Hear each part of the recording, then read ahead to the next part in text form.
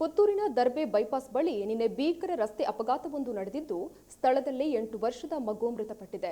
ದುಗ್ಗಮ್ಮ ದೇರಣ್ಣಶೆಟ್ಟಿ ಸಭಾಭವನದ ಸಮೀಪದಲ್ಲಿ ಇಬ್ಬರು ಮಕ್ಕಳ ಜೊತೆ ಮಹಿಳೆಯೊಬ್ಬರು ನಡೆದುಕೊಂಡು ಹೋಗುತ್ತಿದ್ದ ವೇಳೆಯಲ್ಲಿ ವೇಗವಾಗಿ ಬಂದ ಕಾರೊಂದು ಮೂವರಿಗೂ ಡಿಕ್ಕಿ ಹೊಡೆದಿದೆ.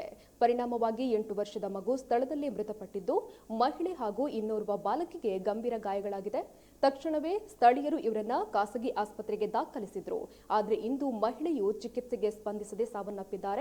ಮಂಗಳೂರಿನಿಂದ ಜಾಲ್ಸೂರಿನ ಕಡೆಗೆ ಅತಿ ವೇಗವಾಗಿ ಬರುತ್ತಿದ್ದ ಈ ಕಾರು ಚಾಲಕನ ನಿಯಂತ್ರಣ ತಪ್ಪಿ ಮೂವರಿಗೂ ಡಿಕ್ಕಿ ಹೊಡೆದು ಅಲ್ಲೇ ನಿಂತಿದ್ದ ಉಬೈದ್ ಎಂಬವರ ಎಸ್ ಕ್ರಾಸ್ ಕಾರಿಗೂ ಡಿಕ್ಕಿ ಹೊಡೆದಿದೆ. ಡಿಕ್ಕಿ ಹೊಡೆದ ರಭಸಕ್ಕೆ ಉಬೈದ್ ಅವರ ಕಾರಿನ ಹಿಂಬದಿ ಸಂಪೂರ್ಣವಾಗಿ ನಜ್ಜುಗುಜ್ಜಾಗಿದೆ.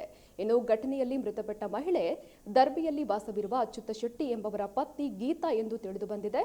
ಮೃತ ಬಾಲಕಿ ಸ್ವಾತಿ ಹಾಗೂ ಗಾಯಗೊಂಡ ಅನನ್ಯ ದುಗ್ಗಮ್ಮ ದೇರಣ್ಣಶೆಟ್ಟಿ ಸಭಾಭವನದ ಕೂಲಿ ಕೆಲಸ ಮಾಡುವ ಗೋಪಿ ಮತ್ತು ಕವಿತಾ ದಂಪತಿಗಳ ಪುತ್ರಿಯರು ಎಂದು ತಿಳಿದು ಬಂದಿದೆ.